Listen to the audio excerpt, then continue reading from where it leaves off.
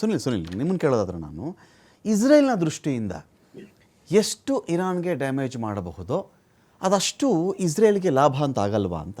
ಈಗ ಅಲ್ಲಿ ನನಗೆ ಕರೆಕ್ಟಾಗಿ ಪಾಯಿಂಟ್ ಔಟ್ ಮಾಡ್ತಾಯಿದ್ರು, ನನಗೆ ವೆಂಕಟೇಶ್ ನಾಯ್ಕ್ ಸರ್ ಹೇಳ್ತಾಯಿದ್ರು, ಹಿಂದಿನ 7 ಅಧ್ಯಕ್ಷರುಗಳು ಇರಾನ್ ಮೇಲೆ ಯುದ್ಧ ಮಾಡುವಂಥ ಮೂರ್ಖತನ ಕೈ ಹಾಕಿರಲಿಲ್ಲ. ಈಗ ಯಾವುದೇ ಎಪ್ಸ್ಟೀನ್ ಫೈಲ್ಸಿಂದ ಇಶ್ಯೂ ಡೈವರ್ಟ್ ಮಾಡಬೇಕು ಅಥವಾ ನಾನು ಮಿಡ್ ಟರ್ಮ್ ಎಲೆಕ್ಷನ್ಗೆ ಹೋಗಬೇಕು ಅಂತ. ಸೇಮ್ ಇಸ್ರೇಲ್ದು ಅದೇ ಕಥೆನೇ ಇದೆ. ಸೊ ಇದೀಗ ಇಸ್ರೇಲ್ ನಾನು ಅಲಿನ ಹೊಡೆದು ಹಾಕ್ಬಿಟ್ಟೆ, ಖಮೇನಿನ ಹೊಡೆದು ಹಾಕ್ಬಿಟ್ಟೆ, ಮೊಜ್ತಬಾ ಕಾಲ್ ಕಟ್ ಮಾಡಿಬಿಟ್ಟೆ, ಇದು ಇಸ್ರೇಲ್ಗೆ ಒಂದು ಅದನ್ನು ಹೇಳ್ಕೊಳ್ಳಿಕ್ಕೆ ಒಂದು USP ಆಗಲ್ವಾ ಇಸ್ರೇಲ್ನಲ್ಲಿ? ನಂದೇನೇನು ಗುರಿ ಇತ್ತು ಎಲ್ಲರೂ ಮುಗಿಸಾಕ್ಬಿಟ್ಟಿದ್ದೀನಿ ನಾನು ಅಂತ ಹೇಳ್ಕೊಳ್ಬಹುದಾ ಇಸ್ರೇಲು? ಅಥವಾ ತನಗೆ ನಿಜವಾದ ಥ್ರೆಟ್ ಇದ್ದಂಥ ಅಣುಬಾಂಬ್ ವಿಚಾರದ ಬಗ್ಗೆ ನನಗಿನ್ನೂ ಕ್ಲಾರಿಟಿ ಇಲ್ಲ ಎನ್ನುವುದು ಇಸ್ರೇಲ್ ಜನತೆ ದೃಷ್ಟಿಯಿಂದ ನೆತನ್ಯಾಹು ಒಂದು ಸೆಟ್ಬ್ಯಾಕ್ ಅಂತ? Firstly Ali Larijani death news ಏನಿದೆ, it's unverified even now. Okay. It's just a claim. Okay. Confirmation Israel ಕಡೆಯಿಂದನೂ ಬಂದಿಲ್ಲ. ಅವ್ರೇನು ಹೇಳಿದ್ದಾರೆ, ಟಾರ್ಗೆಟೆಡ್ ಹಿಮ್. ಅವನು ಸತ್ತಿದನೋ ಬದುಕಿದನೋ that is still under debate right now. ಯಾರಿಗೂ ಗೊತ್ತಿಲ್ಲ. So let's wait for that confirmation. ಅದಾಗಿದೆ ಅಂತ ಹೇಳಿದ್ರೆ today they have killed number 2 in Iran. But ಅದಾಗಿದೆ. ನಾನು ಸುನಿಲ್ ಅದನ್ನು ಅಬ್ಸರ್ವ್ ಮಾಡ್ತಿದ್ದೆ ನಾನು. ಈಗ ಖಮೇನಿನ್ ಸಾಯಿಸಾಯ್ತು, ಮೊಜ್ತಬಾಗೆ 2 ಕಾಲು ಕಟ್ಟಾಗಾಯ್ತು, ಅದನ್ನೊಂದು ಕಡೆ ಒಪ್ಕೊಂಡಾಯ್ತು ಅಂದ್ರೆ ಇದು ಆಸ್ಪತ್ರೆಯಲ್ಲಿ ಇದೆ, ಅವರು ಅದನ್ನು ಮಿಸ್ಲೀಡ್ ಕೂಡ ಮಾಡಿರಬಹುದು. ಅದು ನಡೆಯುತ್ತೆ, ಯಾಕಂದ್ರೆ ನೆತನ್ಯಾಹು ಸತೋದ ಅಂತ ಇಷ್ಟೆಲ್ಲ ಆದ್ಮೇಲೆ ಅಲಿ ಲಾರಿಜಾನಿ ಸಿಟ್ಟಿಂಗ್ ಡಕ್ ಅಂತೂ ಆಗಿರ್ಲಕ್ಕೆ ಸಾಧ್ಯನೇ ಇಲ್ಲ. ಸಿಟ್ಟಿಂಗ್ ಡಕ್ ಆಗಿರಕ್ಕಂತೂ ಸಾಧ್ಯನೇ ಇಲ್ಲ. ಅಲಿ ಲಾರಿಜಾನಿ ಆರಾಮ ಬಂದ್ರಪ್ಪ ನಾನು ಸಾಯಿಸ್ಬಿಟ್ರಪ್ಪ ಅಂತ ಇರಕ್ ಸಾಧ್ಯನಾ Ali Larijani? They have their ways. ಯಾಕಂತ ಹೇಳಿದ್ರೆ ಈ ಅಂಡರ್ ಗ್ರೌಂಡ್ ಏನಿದೆ ಇರಾನಲ್ಲಿ, ಈಗ ನಾನು ಮೊನ್ನೆ ಒಂದು ಇದರಲ್ಲಿ ಡಿಬೇಟಲ್ಲಿ ಹೇಳ್ತಿದ್ದೆ, ಈ ಮೊಸಾಯಿಕ್ ಡಿಫೆನ್ಸ್ ಟ್ಯಾಕ್ಟಿಕ್ ಅಂತ ಹೇಳ್ಬಿಟ್ಟು ಅವರು ಏನು ಎಂಪ್ಲಾಯ್ ಮಾಡಿದ್ದಾರೆ. ಅಫ್ಕೋರ್ಸ್ ನಿಮ್ಗೆ ಗೊತ್ತಿರುತ್ತೆ, 31 ಇಂಡಿಪೆಂಡೆಂಟ್ ಕಮಾಂಡ್ಸ್ ಆಗಿ ಏನೇ ಡಿವೈಡ್ ಮಾಡಿದಾರಲ್ಲ, ಆ ಡಿವಿಷನ್ ಅಲ್ಲಿ they don't need commands. And ಅವರ ಎಕ್ವಿಪ್ಮೆಂಟ್ ಏನೇನಿದೆ ಅಂತ ಹೇಳಿದ್ರೆ, missiles, aerial drones, they have naval drones also. And it is all underground. ಎಲ್ಲ ಟನಲ್ಸ್ ಅಲ್ಲಿ ಇದೆ. ನೀವು ಎಲ್ಲ ಟನಲ್ಲಿಗೂ US ಆ್ಯಂಡ್ ಇಸ್ರೇಲ್ ಹೋಗ್ಬಿಟ್ಟು ಬಂಕರ್ ಬಸ್ಟರ್ ಬಾಂಬ್ಸ್ ಹಾಕಕ್ಕಾಗಲ್ಲ, ಯಾಕಂದ್ರೆ they are ones again very costly. So already ನಾನು ಯಾವಾಗ್ಲೂ ಹೇಳ್ತಾ ಇರ್ತೀನಿ, ಅದಲ್ಲ ಅವ್ರು ಕ್ಯಾರಿ ಮಾಡಿದ್ರು ಅಂತಾನೆ ಇಟ್ಕೊಳ್ಳಿ, ತುಂಬಾ ಖರ್ಚಾಗುತ್ತೆ. ಅಂಡ್ ಈ ಬ್ರೆಡ್ ಮೇಲೆ ಬಟರ್ ಸ್ಪ್ರೆಡ್ ಮಾಡ್ತಾರಲ್ಲ, ಅಷ್ಟು thinly stretched United States right now. ನೀವು ಯು ಜಸ್ಟ್ ಅಬ್ಸರ್ವ್ ಅವ್ರ ಎಲ್ಲೆಲ್ಲಿ ಡೆಪ್ಲಾಯ್ಮೆಂಟ್ ಇದೆ ಈಗ ಅಂತ. ಇದು ಒಂದು ಕಾನ್ಫ್ಲಿಕ್ಟ್ ಈಗ ಯುಕ್ರೇನ್ ಅಂಡ್ ರಷ್ಯಾ ನಡೀತಾ ಇದೆ. ಫೇಸ್ ಸೇವಿಂಗ್ ಮೆಷರ್ ಅವರು ಬಿಟ್ಕೊಡಕ್ಕಾಗಲ್ಲ.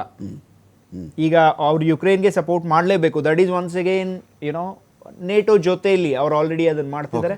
ಫೇಸ್ ಸೇವಿಂಗ್ ಮೆಷರ್ ಅವ್ರ ಕೈಲಿ ಆಗ್ಲಿಲ್ಲ ಅಂದ್ರೂ ಅವ್ರಿಗೀಗ ಸ್ಟಿಂಗರ್ ಮಿಸೈಲ್ಸ್ ಅವ್ರು ಕಳಿಸಿದ್ದಾರೆ, ಜಾವ್ಲಿನ್ಸ್ ಕಳಿಸ್ತಾ ಇದ್ದಾರೆ. ಈ ರೀತಿ ಅಂತ ಒಂದು ಇದು ಮಿಸೈಲ್ ಸಿಸ್ಟಮ್ಸ್ನ ಅಲ್ಲಿಗೆ ಅವ್ರು ಕಳಿಸ್ಬೇಕು. ಸೆಕೆಂಡ್ ಒನ್, ಈ ಫ್ರಂಟ್ ಅವರೇ ಓಪನ್ ಮಾಡ್ಕೊಂಡ್ರು.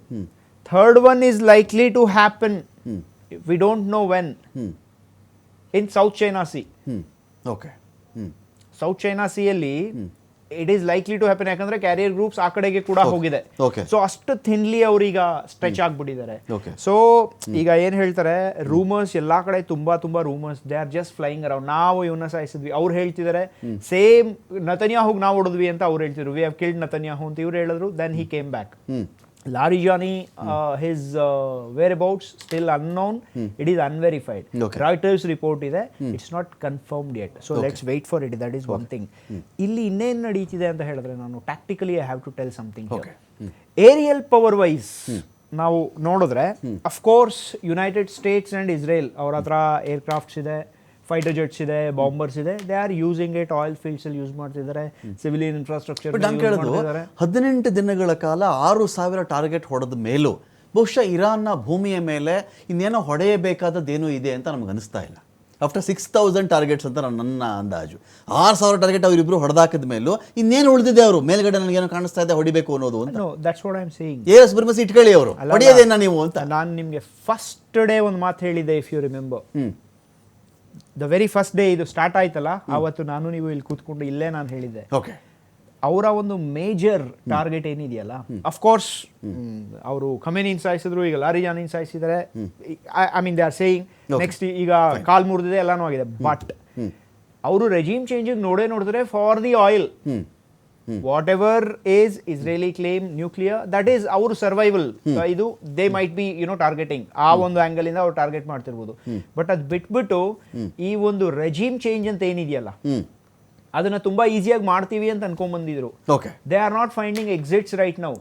ಯಾಕಂದ್ರೆ ಟ್ರಂಪ್ ಸ್ಟೇಟ್ಮೆಂಟ್ಸ್ ನೀವು ನೋಡಿ, I have never expected him to come on TV and say that ನನಗೆ